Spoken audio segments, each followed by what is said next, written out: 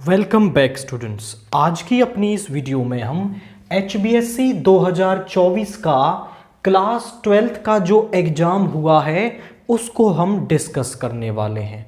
And आज की अपनी इस वीडियो में हम सबसे पहले सेक्शन ए को पढ़ेंगे जो MCQ क्वेश्चंस यहाँ पर हैं। सबसे पहला क्वेश्चन हमसे क्या कह रहा है, let n be the set of natural numbers and the function fn to n is defined as. n यहां पर नेचुरल नंबर्स को रिप्रेजेंट कर रहा है और फंक्शन दे रखा है fn to n and function हमें दे रखा है fn is equal to 2n plus 3। वो कह रहा है कि n belongs to natural number, then f is surjective, injective, bijective, none of these. आप समझें, ये नेचुरल नंबर एरो डायग्राम से हम इसे क्लियर करेंगे। यहां नेचुरल नंबर्स हैं और यहां पर भी नेचुरल नंबर्स हैं आपके, और यहां से यहां फंक्शन डिफाइंड है। तो जब आप f1 निकालोगे, f1 कितना आएगा आपके पास, 2 इंटू 1 प्लस 3 यानी कि 5। f2 हमारा क्या आएगा, 2 इंटू 2 प्लस 3 इज 7 यानी 1 किससे मैप करेगा, 5 से, 2 किससे मैप करेगा, 7 से मैप करेगा। आप ध्यान से देखें तो हर एलिमेंट की एक यूनिक और एक अलग इमेज मिल रही है, यानी कि फंक्शन 1 1 तो है हमारा, और 1 1 को हम बोलते हैं इंजेक्टिव। आप ध्यान से देखो, 1 के लिए 5, 2 के लिए 7 और 3 के लिए होगा 9, बट यहां 1 2 3 इनकी कोई प्री इमेज यहां पर नहीं है, सो नॉट ऑन टू यानी नॉट सर्जेक्टिव। और बाइजेक्टिव हम उस फंक्शन को कहते हैं जो 1 1 ऑन टू दोनों हो। ये 1 1 है, ऑन टू नहीं है, यानी कि सर्जेक्टिव नहीं है। इंजेक्टिव है आपका, तो आप ऑप्शन बी को यहां टिक करेंगे, दैट इज इंजेक्टिव आपका फंक्शन यहां पर होगा। इसके बाद सेकंड क्वेश्चन देखिए, the domain of sine inverse 2x is. Domain निकालनी है किसकी, साइन इनवर्स 2x की। वी नो दैट कि जब हमारे पास फंक्शन हो साइन इनवर्स x, देन जो x है आपका वो कहां से कहां होता है, -1 से 1 के बीच में होता है, ये उसकी डोमेन होती है। तो यहां पर एंगल 2x है, तो 2x आपका कहां से कहां होगा, -1 to 1 होगा। हमें यहां पर x चाहिए तो 2 से डिवाइड कर देते हैं, सो विच इंप्लाइज, यानी x कहां से कहां आ रहा है, -1/2 से 1/2 आ रहा है, यानी domain of sine inverse 2x हमारे पास क्या होगी, वो -1/2 से 1/2 होगी। क्लोज्ड इंटरवल आएगा क्योंकि यहां पर इक्वल टू का साइन भी प्रेजेंट है। इसके बाद क्वेश्चन 3 देखिए, total number of possible matrices of order 3 cross 3 with each entry 2 और 0।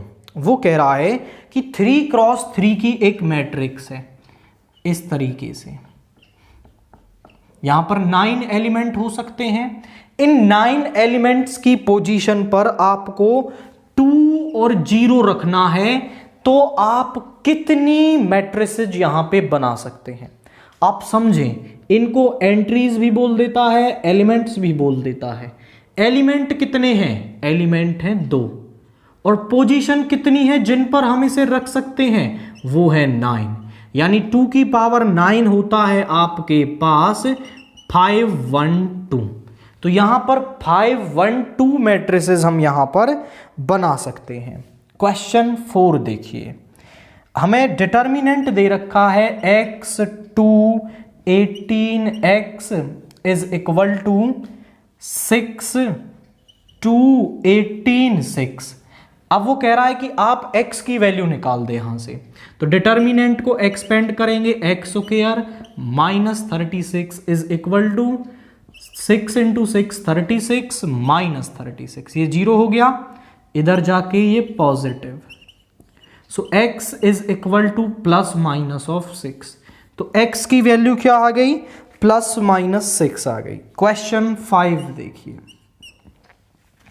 Late A be a non-singular square matrix of order 3 cross 3, then adjoint of A किसके डिटर्मिनेंट किसके बराबर होगा? A जो है वो 3 क्रॉस 3 की मैट्रिक्स है, तो एडजॉइंट ऑफ A का जो डिटर्मिनेंट है वो क्या होगा? एडजॉइंट ऑफ A का डिटर्मिनेंट होता है डिटर्मिनेंट की पावर n-1।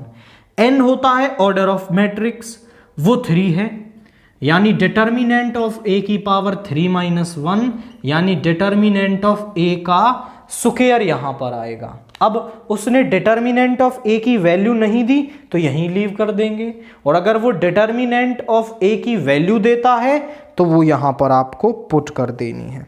इसके बाद क्वेश्चन 6 देखिए, क्या कह रहा है?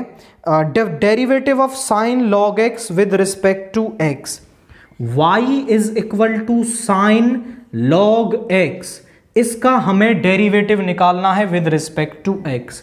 सो differentiating on both side with respect to x, so dy by dx, sine का करेंगे तो cos log x, और फिर log x का करेंगे तो 1 बाई एक्स, यानी कि cos log x by x, that is the आपके पास जो डिफरेंशिएशन है वो आ जाएगा। क्वेश्चन 7 देखिए, the derivative of sine x with respect to cos x is, sine x का cos x के रेस्पेक्ट में डिफरेंशिएशन। तो यहां हम मान लेंगे let u is equal to sine x, v is equal to cos x। मुझे du ओवर dv चाहिए, तो उसके लिए हम क्या करेंगे? दोनों को अलग अलग x के रेस्पेक्ट में डिफरेंशिएट कर देंगे और फिर आपस में डिवाइड करके हम du ओवर dv की वैल्यू निकाल लेंगे। सो इसे नाम देंगे 1, इसे नाम देंगे 2। Differentiating 1 and 2 on both side with respect to x, तो यहां हो जाएगा du over dx is equal to, this is cos x, and dv over dx is equal to minus sine x। इसको नाम दे 3, इसको नाम दे 4। अब थर्ड को मैं फोर्थ से डिवाइड कर दूं तो जरा देखिए क्या होगा, du over dx upon dv over dx, तो यहां dx से dx कैंसिल हो जाएगा, du over dv is equal to cos x upon minus sine x, तो ये हो जाएगा minus cot x। This is the differentiation of sine x with respect to cos x। इसके बाद क्वेश्चन 8 देखिए, इंटीग्रेशन से है।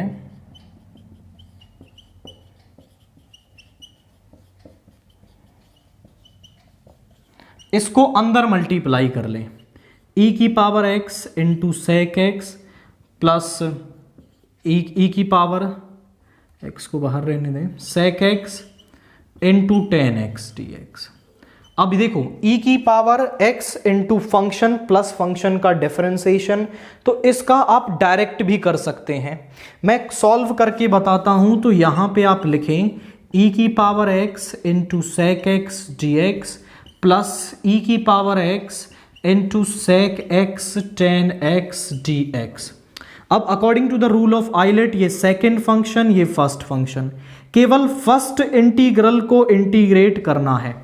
फर्स्ट फंक्शन सेम, सेकेंड का इंटीग्रेशन माइनस फर्स्ट का डिफरेंशिएशन, सेकेंड का इंटीग्रेशन, टोटल का इंटीग्रेशन, प्लस e की power x into sec x into tan x d x. ये प्लस ये माइनस ये कैंसिल हो गया, तो e की power x into sec x plus c, ये हमारे पास आएगा।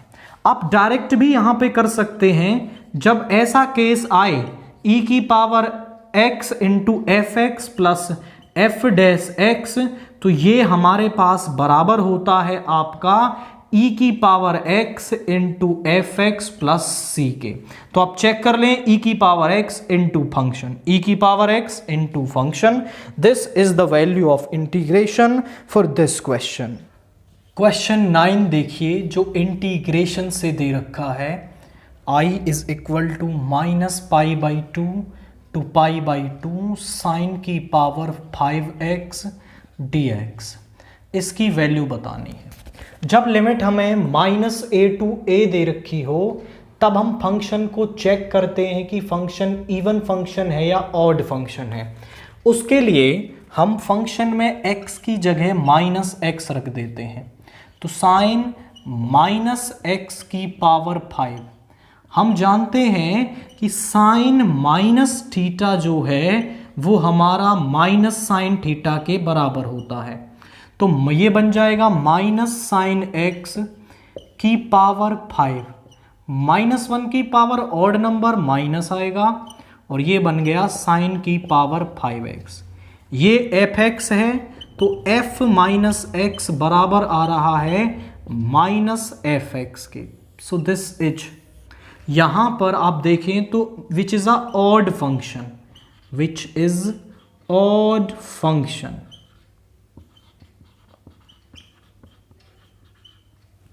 तो यहां पे आप लिखेंगे कि जब आपके पास minus a to a limits दे रखी हो तो हमारे पास इंटीग्रेशन की वैल्यू 0 होती है if F x is odd.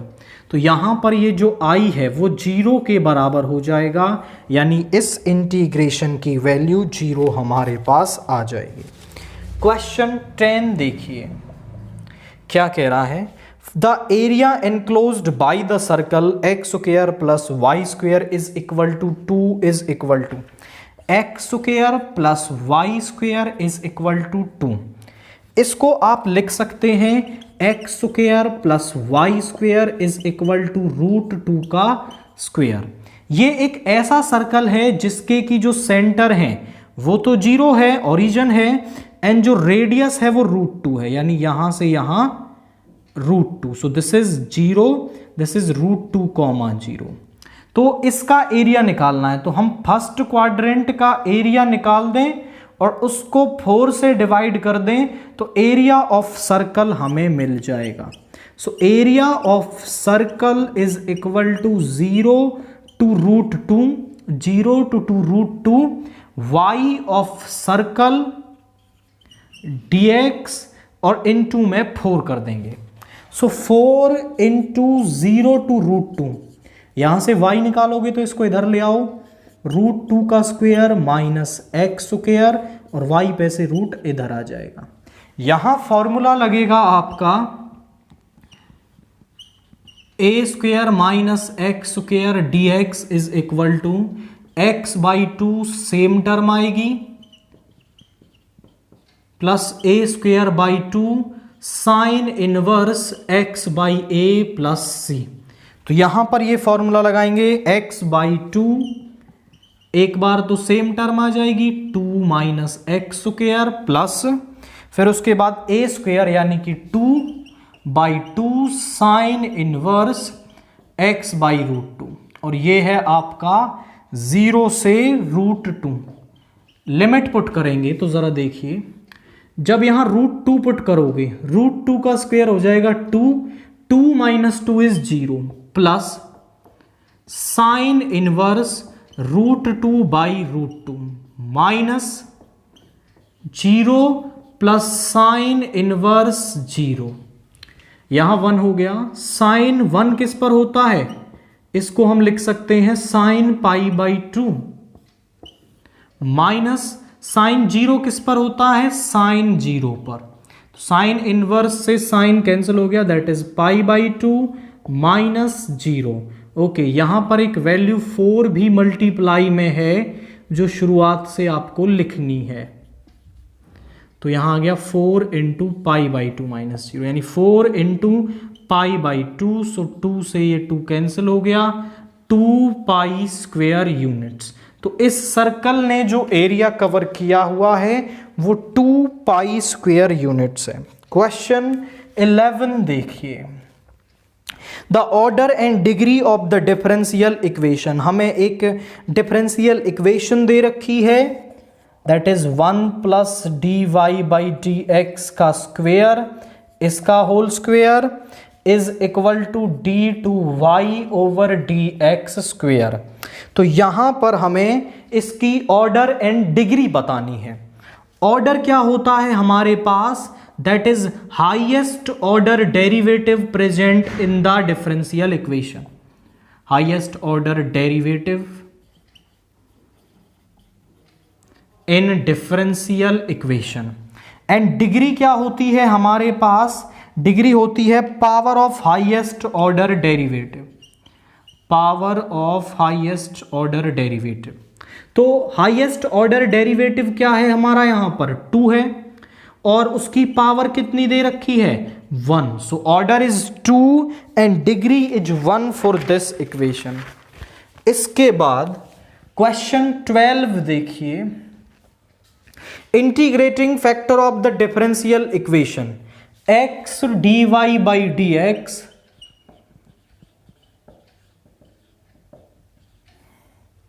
x dy by dx minus y is equal to sine x, यहां पे आ जाएगा dy by d x minus y by x is equal to sine x by x.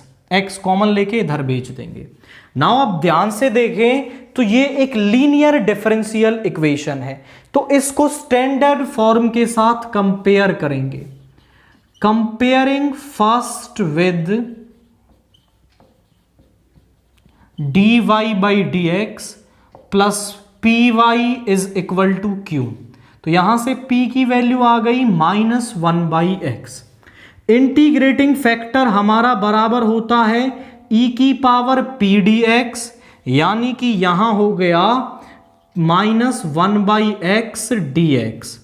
तो 1 by x का integration होता है log x, और log में जो फंक्शन की पावर होती है वो आगे आ जाती है, या आप कह सकते हो कि आगे पावर दे रखी है तो उसे फंक्शन में ले जा सकते हैं, यानी e इंटू लॉग एक्स की पावर -1। e से log कैंसिल हो गया, x की पावर -1 या फिर 1 बाई एक्स। तो इंटीग्रेटिंग फैक्टर हमारे पास क्या आ गया, दैट इज 1 बाई एक्स हमारे पास आ गया है। इसके बाद क्वेश्चन 13 देखिए, let the vectors a vector and b vector such that कि मॉड्यूलस ऑफ a वेक्टर जो है वो 3 है, मॉड्यूलस ऑफ b वेक्टर है √2/3 and a cross b is a unit vector. Unit vector होने का मतलब क्या है कि a क्रॉस b का जब मॉड्यूलस निकालोगे तो वो 1 के बराबर होगा। Then angle between a and b। तो आपको a क्रॉस b की डेफिनेशन लर्न होनी चाहिए। a cross b is equal to a vector का मॉड्यूलस, b वेक्टर का modulus, sine theta n cap. n cap एक यूनिट वेक्टर है to a and b, दोनों तरफ मॉड्यूलस ले लो। a vector cross b vector का मॉड्यूलस, इनका तो पहले से मॉड्यूलस है, and sine theta n cap का modulus. Theta is the angle between a and b। n cap होगा 1, बाकी सबकी वैल्यू रख दो। 1 3 into √2/3 is equal to sine theta. इसको इधर ले आएंगे, sine theta is equal to 1/√2। Sine 1/√2 होता है π/4 पर, साइन कैंसिल हो गए, theta is equal to π/4। So the angle between a vector and b vector is π/4 हमारे पास होगा। क्वेश्चन 14 देखिए, if the vectors a vector that is 2i cap plus lambda j cap plus k cap and b vector is equal to i cap plus 2j cap plus 3k cap, वो कह रहा है are orthogonal then the value of lambda is. ये हमारे पास ए और B दो vectors हैं, तो आप लैम्डा की वैल्यू बता दीजिए जब ये ऑर्थोगोनल है। ऑर्थोगोनल मतलब ये परपेंडिकुलर हैं, और जब दो वेक्टर्स आपके परपेंडिकुलर हों तो आप कह सकते हैं if a vector and b vector are orthogonal, तो आप कहेंगे कि a vector dot b vector 0 के बराबर होगा। So 2 into 1 is 2, lambda into 2 is 2 lambda, plus 3 into 1 is 3 is equal to 0। 3 plus 2 5 इधर ले जाएंगे, 2 lambda is equal to -5, lambda is equal to -5/2।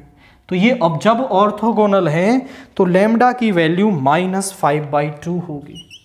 Question 15 देखिए, the equation of x axis in space are. X axis की equation space में क्या होगी, मतलब 3D के अंदर क्या होगी। तो एक्स एक्सिस पर आप देखें तो y कोऑर्डिनेट भी 0 होगा एंड z कोऑर्डिनेट भी 0 होगा, and that is the equation of x axis in the space. After that question 16 आप देखें, the probability of an even prime number on each die when a pair of dice is rolled। एक pair of dice को role किया जाता है, हर एक dice पर even number आने की क्या प्रोबेबिलिटी होगी। हम मान लेते हैं let E denotes the event of getting even prime number on each die। हर एक डाई पर इवन प्राइम नंबर आए, आप समझें, and S is the sample space. और आप जानते हैं कि जब दो डाइस को रोल किया जाता है तो S बनता है 1,1 से 6,6 तक, यानी 36 एलिमेंट होते हैं। तो E के अंदर कौन से ऑर्डर्ड पेयर आ जाएंगे, जिनमें दोनों पर इवन प्राइम नंबर हो। आप समझें कि केवल एक ही ऑर्डर्ड पेयर ऐसा होता है जिसके दोनों डाइस पर इवन प्राइम नंबर होता है। तो हमें निकालना है P ऑफ E, वो होगा आपका NE/NS। NE that is 1, NS is 36, so probability is 1/36। After that question 17 देखिए, a bag contains 5 red and 3 blue balls. एक बैग है जिसमें आपकी 5 रेड प्लस 3 ब्लू बॉल्स हैं, एंड वो कह रहा है if 3 balls are drawn at random without replacement the probability of getting exactly 1 red ball is. आप समझे कि आपको केवल एक रेड बॉल मिले और बाकी की 2 बॉल्स ब्लू कलर की हों, इस बात की प्रोबेबिलिटी बताइए। तो हम यहां मान लेते हैं लेट R1, R2 एंड R3 denotes the event of getting red ball in first, second and third draw respectively।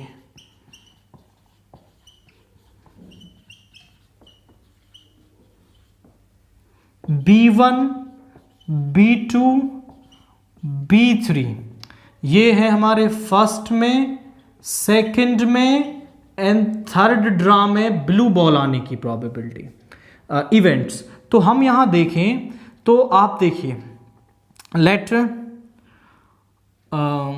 A denotes the event of getting exactly 1 red ball। A denotes the event of getting exactly 1 red ball। आप देखिए क्या होगा, इसमें case क्या बनेंगे। इसमें case बन सकता है कि पहली ball red I that is R1, दूसरी बॉल ब्लू आई और तीसरी बॉल भी ब्लू आई, या फिर हो सकता है कि पहली बॉल ब्लू आई, दूसरी रेड आई और तीसरी ब्लू आई, या फिर हो सकता है पहली भी ब्लू, दूसरी भी ब्लू और तीसरी रेड। इस तरीके से केसेस बन सकते हैं। तो इनको आप लिख सकते हैं PR1 into PB2। Blue ball दूसरी कब आएगी? जब पहली रेड आ चुकी है। PB3 कब निकलेगा? जब ये दोनों हो चुके हैं, R1B2 plus PB1 into PR2 by B1 into PB3 by B1R2 that is B3 plus PB1 into PB2 by B1 plus into PR3 by B1B2। आप समझना इसका मतलब क्या है। PR1 पहली ही बॉल हम रेड निकाल रहे हैं, उसकी प्रोबेबिलिटी टोटल है 8 और रेड है 5, तो इसकी प्रोबेबिलिटी हो गई 5/8। अब समझना कि वहां से एक रेड बॉल निकल चुकी है और अब दूसरी ब्लू बॉल आने की प्रोबेबिलिटी, ब्लू बॉल कितनी है यहां पर 3, और टोटल उसमें से एक कम हो चुकी है क्योंकि एक हमने निकाल ली, 3/7।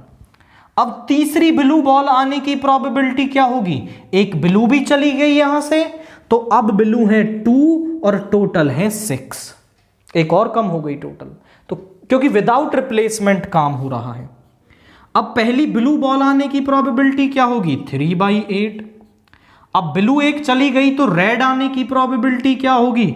रेड है 5, टोटल है 7, और ब्लू आने की प्रोबेबिलिटी 2/6 प्लस पहली ब्लू आने की प्रोबेबिलिटी होगी 3/8,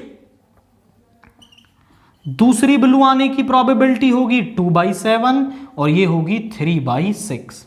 सभी में जो एलसीएम है वो 8 इंटू 7 इंटू 6, 3 2 जा 6, 5 जा 30 प्लस 30 प्लस 30 यानी 90/8 इंटू 7 इंटू 6। तो यहां पे 3 2 जा 6, 3 से 30, 2 से 15 और यहां पे आ जाएगा 15/56, यानी एग्जैक्टली 1 रेड बॉल आने की जो प्रोबेबिलिटी है वो 15/56 हमारे पास होगी। इसके बाद क्वेश्चन 18 देखिए क्या कह रहा है। 2 cards are drawn from well shuffled deck of 52 playing cards with replacement. The probability that both card are queen is. तो हम यहां पर मान लेते हैं let E1 and E2 denotes the event of getting queen in first and second draw. तो देखिए first draw में क्वीन आने की प्रोबेबिलिटी क्या होगी? क्वीन होती है आपके पास 4, टोटल होते हैं 52 कार्ड्स।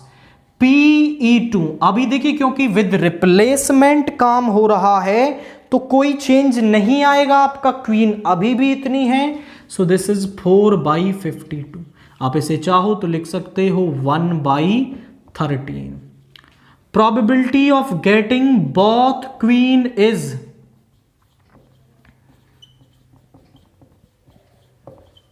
दोनों क्वीन आने की जो प्रोबेबिलिटी है वो क्या होगी? वो होगी PE1 into E2 that is PE1 into PE2 is equal to 1/13 into 1/13 that is 1/169। हमारे पास दोनों क्वीन आने की प्रोबेबिलिटी यहां पर होगी। क्वेश्चन 19 देखिए जो असर्शन रीजन का क्वेश्चन है। A relation R A, B such that modulus of A minus B is less than 2। कोई भी ordered pair A, B R में कब होगा? जब उनके डिफरेंस का मॉड्यूलस आपका R के अंदर होगा और इस सेट A पर डिफाइंड है। तो हम R बनाएं तो पहले 1 को लेंगे सभी के साथ, 1, 1 यानी 1 - 1 is 0 which is less than 2। तो 1,1 यहां पर आएगा। अब लेते हैं 1 को 2 के साथ, 1 माइनस 2 इज -1 का modulus 1 which is less than 2, तो 1,2 भी यहां आएगा। 1,3 लेंगे दैट इज -2 और ये आ गया 2। अब ये 2 से लेस नहीं है आपका, ये 2 के बराबर है, तो ये इसमें नहीं होगा, ना 1,4 होगा ना 1,5 होगा, क्योंकि डिफरेंस 2 से बड़ा आ रहा है। अब 2 को लेंगे, 2,1, 2 minus 1 is 1 which is less than 2, 2 minus 2 is 0 which is less than 2, तो 2,2 भी आएगा और 2,3 भी यहां पर आएगा, दिस इज -1। 2,5 यहां पर नहीं आएगा, 2,4 भी नहीं आएगा, 3,1 यहां नहीं आएगा, 3,2 आएगा, 3,3 आएगा एंड 3,4 यहां आएगा। 4,1 नहीं आएगा, 4,2 नहीं आएगा, 4,3, 4,4, 4,5 यहां आएगा, 5,4 आएगा और 5,5 यहां आएगा।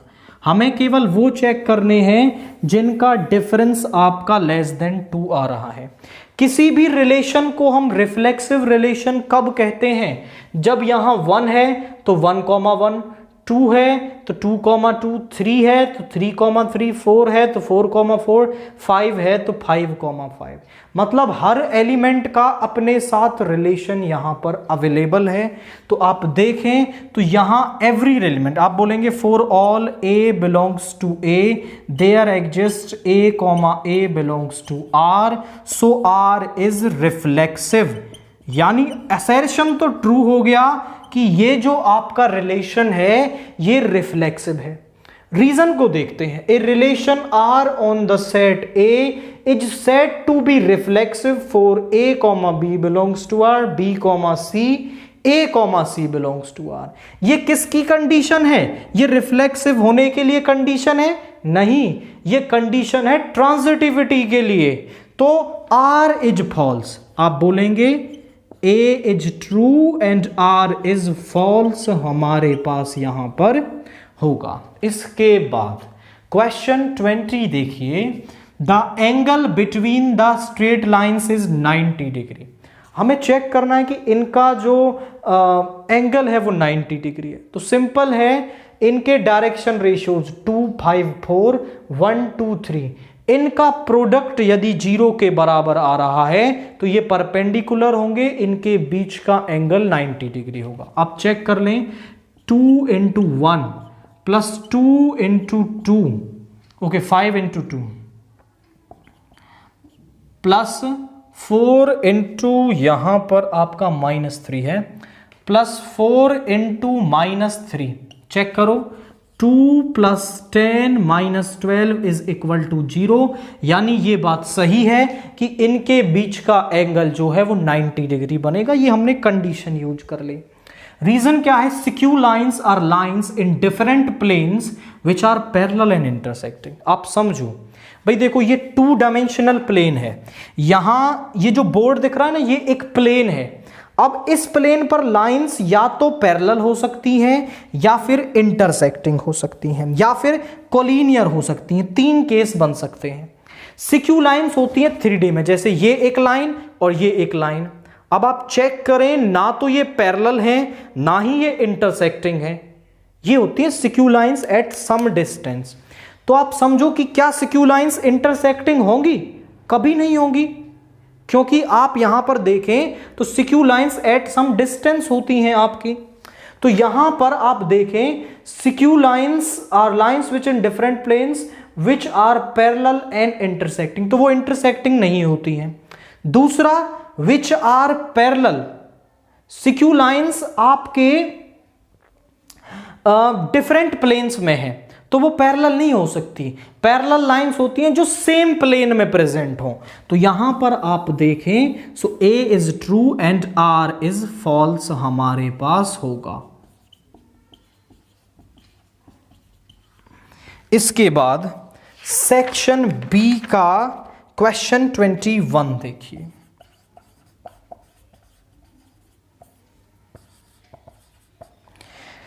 Late f R to R defined by f x is equal to sine x and g x is equal to x square. तो वो कह रहा है फॉग और गॉफ बता दीजिए। तो आप निकालेंगे फॉग ऑफ एक्स, वो क्या होगा, हम इसको ऐसा लिख सकते हैं f of g x. G x क्या है हमारे पास, एक्स स्क्वेयर, यानी एफ में जहां भी एक्स है वहां एक्स स्क्वेयर रख दो। So this is sine X square. Gof of X निकालेंगे तो गॉफ ऑफ एक्स बराबर होगा G of F X. G of F X किसके बराबर है हमारा, साइन एक्स के बराबर है। तो जहां भी जी में एक्स है वहां साइन रख देंगे आप, तो ये हो जाएगा साइन एक्स का स्क्वेयर और you can say sine square x. That is this is Gauff of x हमारे पास आ जाएगा। इसके बाद इसके और वाला पार्ट देखिए, वो कह रहा है cos inverse 1/2 plus 2 sine inverse 1/2 की वैल्यू बता दीजिए। हम इनको ना अलग अलग सॉल्व कर लेते हैं। हम ले लेते हैं let cos inverse 1/2 is equal to theta, इधर cos theta is equal to 1/2। Cos 1/2 किस पर होता है, कॉस 1/2 होता है आपका 60 पर, यानी π/3। इनकी कोसाइन वैल्यू इक्वल तो π/3। इसको सॉल्व करने पर आ गया π/3। Let sine inverse 1/2 is equal to phi, so sine phi is equal to 1/2 और साइन 1/2 किस पर होता है, दैट इज 30 डिग्री पर। So phi is equal to π/6। दोनों की वैल्यू यहां रख देंगे। सो ये आया π/3 प्लस 2 इंटू π/3 सॉरी π/6। 2 से 3 एलसीएम हो गया 3, pi plus pi is equal to 2π/3। तो इसकी जो प्रिंसिपल वैल्यू है आपकी वहां पर सॉल्व करने पर वो 2π/3 यहां पर आएगी।